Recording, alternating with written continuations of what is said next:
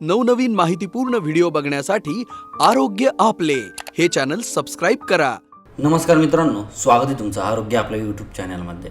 मित्रांनो, आज आपण एक नवीन माहिती बघणार आहोत, ती म्हणजे की अशक्तपणा। मित्रांनो, आज जर प्रत्येकाला अशक्तपणा हा त्रास जाणवतो, यामध्येच आपण काही वेगवेगळे पदार्थाचं सेवन करतो। पण मित्रांनो, हा अशक्तपणा तुम्हाला जर घालवायचा असेल किंवा तुम्हाला ताजेतवानं दिवसभर राहायचं असेल तर हे 5 पदार्थाचं सेवन केलं पाहिजे।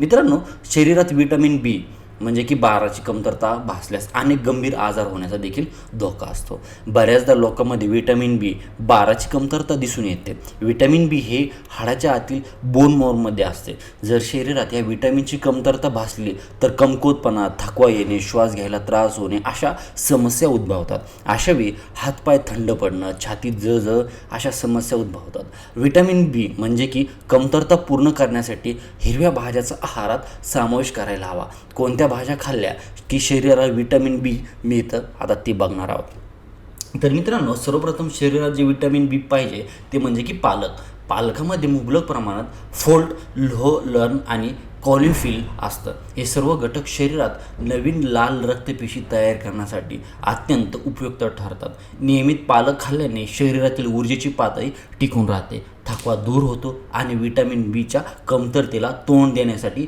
शरीराला नैसर्गिक ताकद मिळते।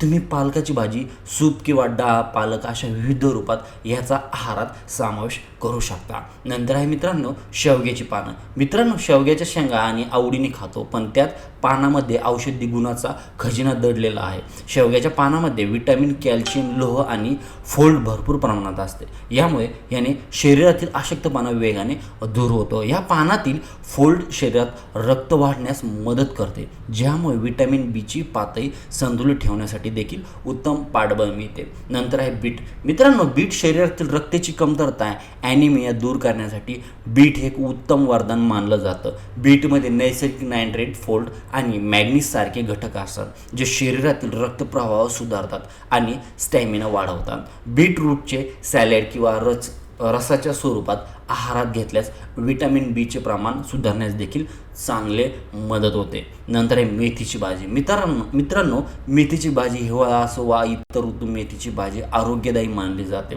मेथीच्या पानामध्ये लोह, मॅग्नेशियम आणि फोल्ड यासारखी आवश्यक पोषक तत्व असतात। मेथी खाल्ल्याने केवळ पचनक्रिया आणि मेटाबॉलिझम चयापचय क्रिया सुधारत नाही, तर व्हिटॅमिन बीचा स्तर राखण्यासाठी शरीराला अत्यंत अंतर्गत देखील मदत मिळते। नंतर आहे गवार। मित्रांनो, गवार ही भारतात अत्यंत सहज उपलब्ध होणारी आणि लोकप्रिय भाजी आहे। गवारच्या शेंगामध्ये फायबर, खनिज आणि व्हिटॅमिन बी सोबत फोल्डचे चांगला स्रोत असतो। ही भाजी खाल्ल्याने रक्तातील साखर म्हणजे की ब्लड शुगर नियंत्रणात राहते, रोगप्रतिकार शक्ती मजबूत होते आणि शरीराला व्हिटॅमिन बीचे शोषण करण्यासाठी आवश्यक पोषक घटक देखील मिळतात।